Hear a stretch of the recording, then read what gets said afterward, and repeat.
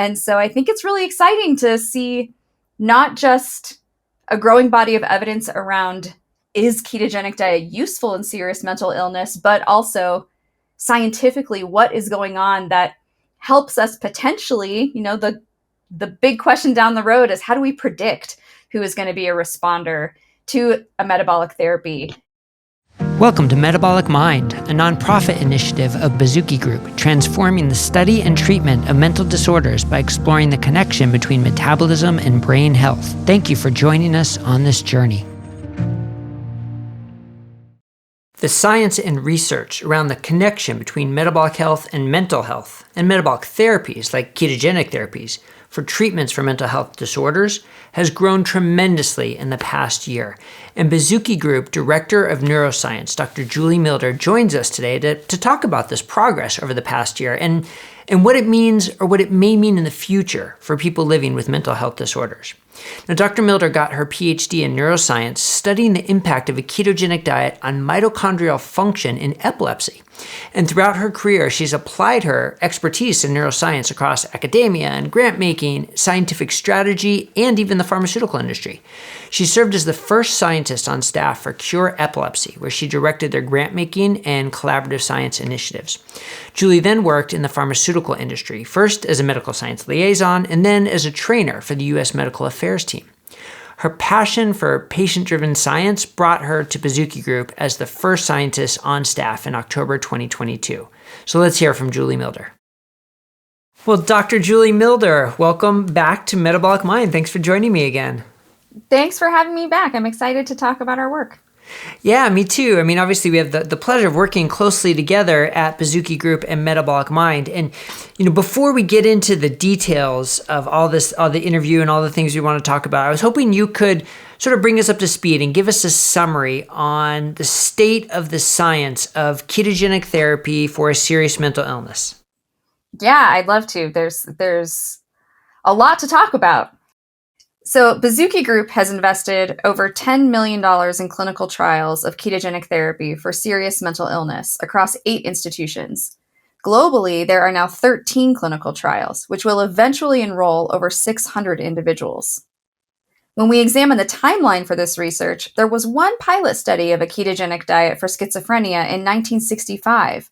But after that, there were many decades without much activity until Dr. Sethi and her team at Stanford started a trial of ketogenic therapy for serious mental illness in 2019.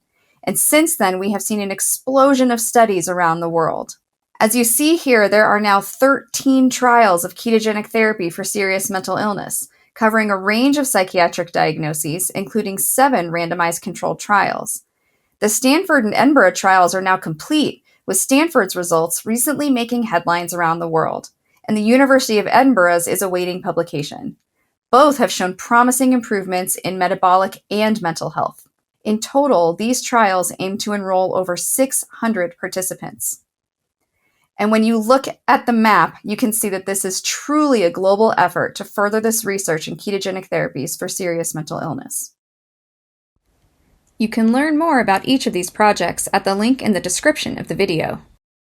Yeah, I mean, that is amazing, especially looking at that timeline, just how it is just sort of steamrolling. And it really is sort of an explosion of new research in this area.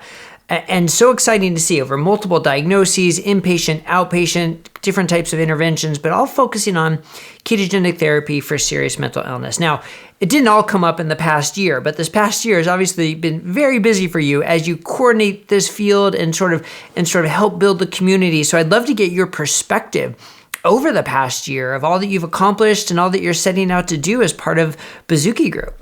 Yeah, it's been quite a year. I think that one of the really cool things is that having joined Baszucki Group when I did, there was so much that was already going on. And so jumping in and kind of getting a handle on the studies that were ongoing and how they were connected but not formally connected has been really exciting. And so the organic nature of this has been, there were a bunch of independent studies going on, and we had already started to bring them together into a community. And now that community is starting to inform how the science moves forward. So it's not just independent researchers or clinicians. having an interest and working on it on their own. But now there's this community that is really rallying around each other and helping make their own research better. And having two completed studies, one that was just recently published and another about to be published, getting this into the literature is really exciting. And then what we've done is we've taken those pilot studies to inform some larger, more mechanistic studies. So as you mentioned, the research that's starting at McLean and at Pittsburgh are clinical trials, but they have embedded scientific questions in them about what is actually happening in the brain, what is happening in metabolism in these individuals as they transition to a ketogenic diet. And so I think it's really exciting to see not just a growing body of evidence around is ketogenic diet useful in serious mental illness, but also scientifically what is going on that helps us potentially, the big question down the road is how do we predict who is going to be a responder to a metabolic therapy? And is there something we can learn about these individuals as they participate in this research that helps us better treat people for these illnesses down the line? And so the growing body of evidence scientifically is just, I think it's going to explode in the next 2 to 5 years based on the work that was seeded with just a few small studies. So it's been really exciting. Yeah, and I love how you talked about the community. I mean, you've been so instrumental in bringing together this community so that the researchers aren't in their silos, not knowing what everybody else is doing, but really bringing them together to elevate the whole field and elevate the quality of the studies. So with you as having that role, though, and helping sort of advise the researchers too, there's like this, I don't know, I guess this juxtaposition of we come at it saying, look, we know in certain circumstances, ketogenic interventions can be life-changing for people. But at the same time, we need to approach it from a scientific rigor and say, okay, so maybe the science isn't there yet. So how do you balance that and help the researchers balance that sort of difference between we want people to be able to benefit now, but we also want to search more scientifically and be rigorous in our scientific endeavors? Oh, it's such a good question. And I think that part of it is the researchers who are engaging in this now are the people who feel the urgency to do this now. And so because they want this as an option for their patients, they know they have to engage in some research in order to do that. What's wonderful about that is that research is embedded in people getting care right now. And so there are people being treated through these clinical trials. And so the more of these studies we get going, the byproduct of that is that more people will get that experience of trying these therapies. And yes, we don't expect them to work for everyone, but we think everyone should at least have the option of trying. And so if that means that we have to do it through a clinical trial primarily right now, that is one way to do it. And the byproduct is we get data as we start to learn. And I think that another piece of this is that while a big part of what we do is funding these clinical trials, we also hope to start supporting the people who want to embed this kind of therapy in their care, because there are those who want to do it sooner, but we're going to embed research in that so we can learn from that and make sure they're doing it safely, make sure they're doing it with training and mentorship from those who have already been doing this for a really long time. And so there's a balance between trying to treat the people that are sitting in front of you right now who need better options, and also learning how to do it in the best possible, safest way, and to understand that there might be some people who this is not the right approach for, and how do we get to that answer quickly so that we know what to look for when someone starts a therapy like this, to know if it is safe for them, if it might be more effective for them than others. And so I think we're trying to do both, and the science is going to take time. And so we are really, I think that's where that community piece is really important. They are teaching each other, and the experience of the whole is really so much greater than what's going on in any individual clinic or any individual site. And so they are feeding that information back to the community to hopefully expedite the research. I will say that even just a little bit of attention that has been brought to some of our clinical trials, we've already heard the number of people that are reaching out to participate has skyrocketed.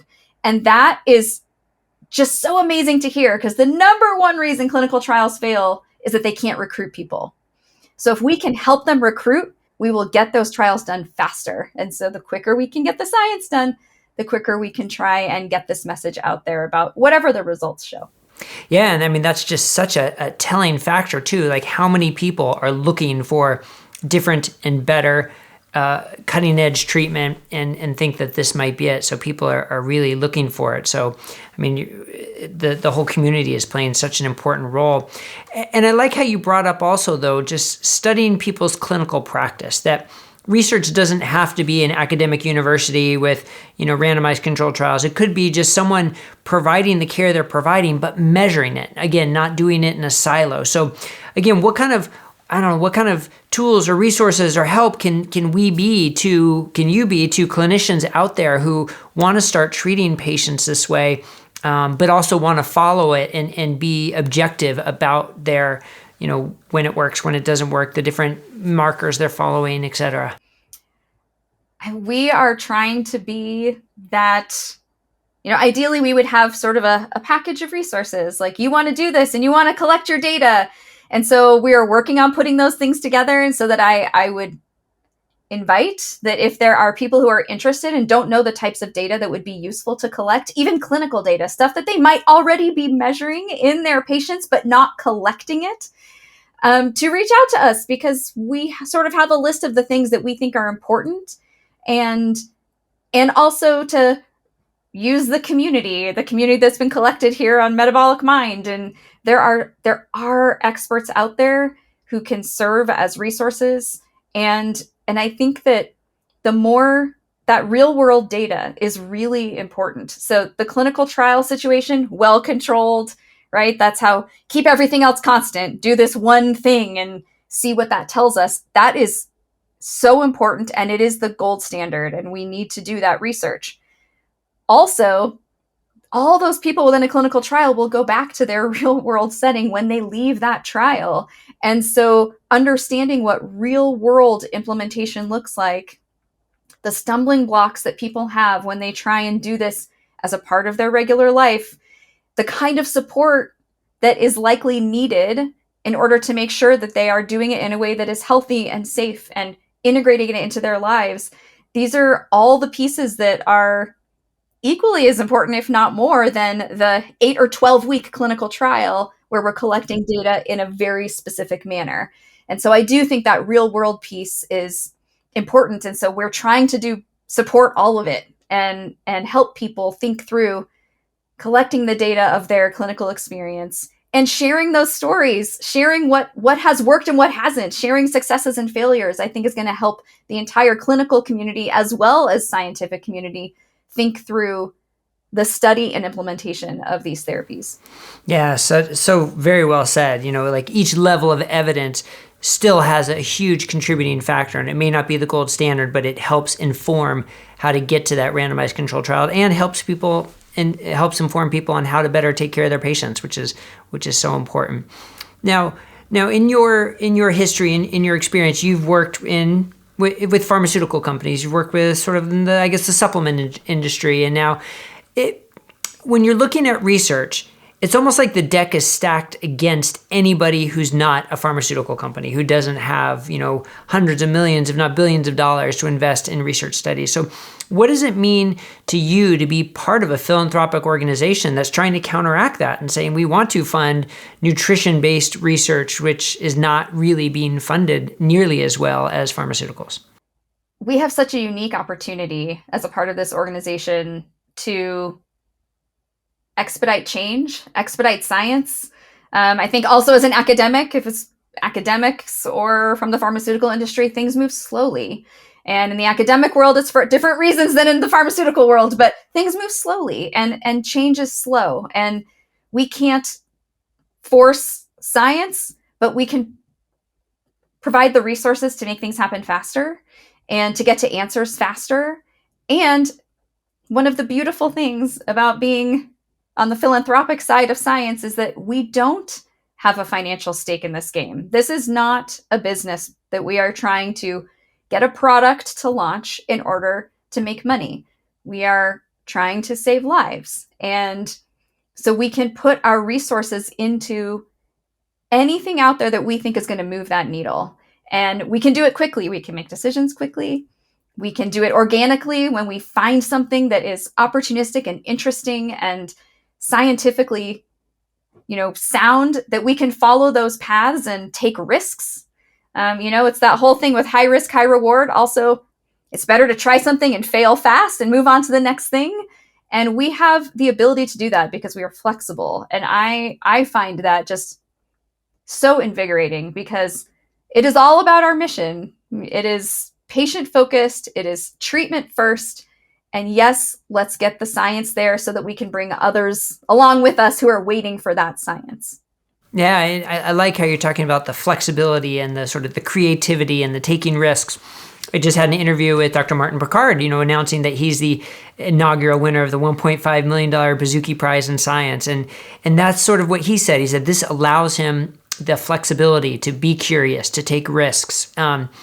So, you played a big role in that. Like, first, tell us a little bit about, why you chose Dr. Martin Picard and just what it means to you to be able to help someone, give them that level of flexibility in their work.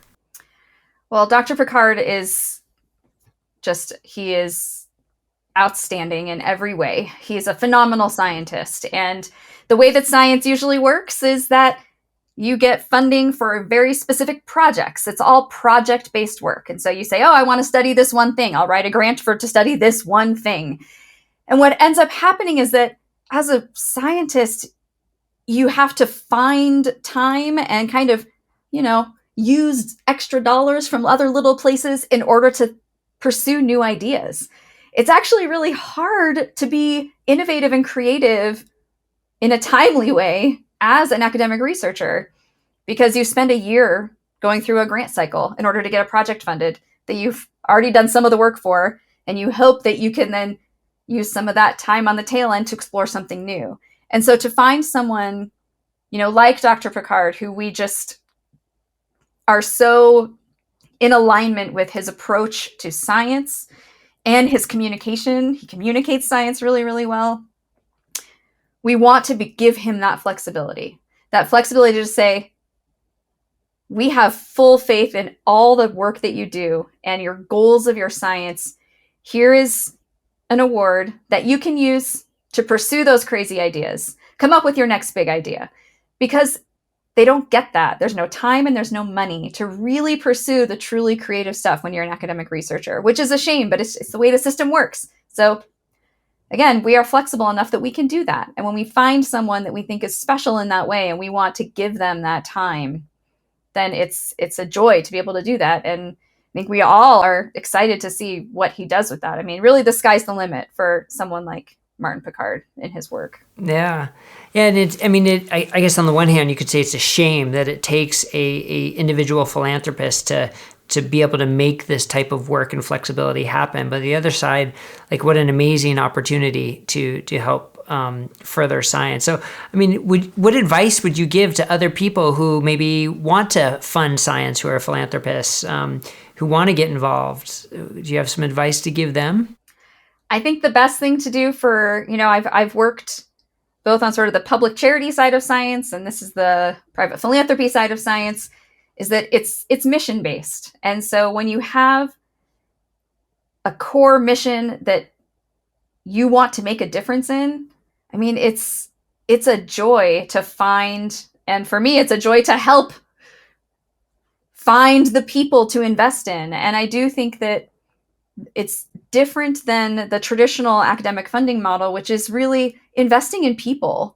The right people who want to be partners in science with you is a great place to start, as opposed to starting with maybe one specific, very tiny scientific question, as we do in academics. We're like, this one tiny thing that I want to investigate for the rest of my career, and go very, very deep.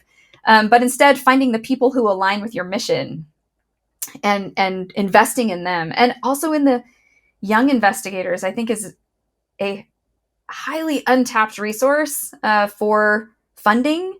These people who are hungry, they're hungry for science and to find the thing that speaks to them scientifically to pursue for the rest of their careers. And they are out there, and they need support. There is so little support to help new researchers get off the ground that I would say it's a really sort of low stakes way of getting into the game with funding, is finding some really passionate young researchers and convincing them or taking them along on your journey that this is what they should dedicate their careers to, and help them shape that, because it helps them in every way to have some sort of funding to start their careers. Yeah, oh, that's such an important point. I mean, it really is sort of like a hierarchy in terms of funding and research. So to be able to help someone not have to, scratch and crawl and just beg their way to funding to be able to get their passion and their research funded is so important.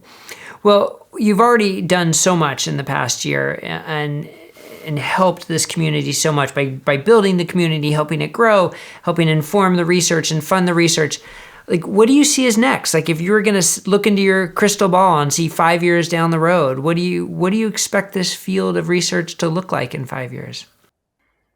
Well, I hope that it is its own field of research. So one thing is, I think everyone knows that we are right now relatively small. When you think about the field of people studying the intersection of metabolism and mental health, it hasn't really been a thing. And so really what we're doing is we're bringing fields together. And that to me is the most exciting thing, because science, medicine, everything is so siloed. And so to really make a difference in people's lives, we need to be bringing disciplines together. And so I hope that 5 years from now, metabolism and mental health are seen as two sides of the same thing. And so that what we hope is that metabolic health is considered when someone goes in to see their psychiatrist, right? That's a great example of something that right now there's different disciplines.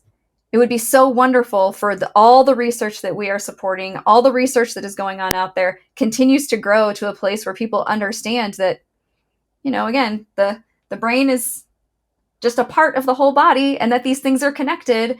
And so we should be thinking about both, and that there is I think generally a more whole person approach to care in all ways. Obviously, we're thinking about it just from the psychiatry and metabolic health perspective, but that's a theme that hopefully will grow, and I hope we contribute to that.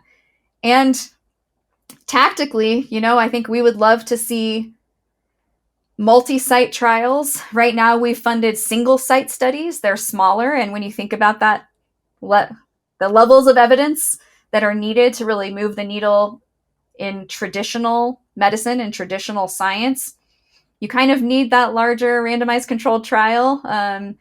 And so while we continue to do the real world evidence and small pilot studies, I hope that we're able to launch, participate in, help plan, and succeed in at least one multi-site trial. I think that would really add to the evidence that this is something that should be considered. And whatever we will learn, hopefully, again, who it works best for, contraindications, who potentially should be avoided, and also interesting scientific things along the way about how this might be working and inform other lines of science. And I think that metabolic therapies in general, as we're here not on our own, it came from 100 years of work in epilepsy. These types of approaches are being explored in a lot of different fields. And so whatever we learn in the psychiatry space is going to contribute to potentially other fields thinking about metabolism as a piece of those other diseases, even if that's not what we are studying.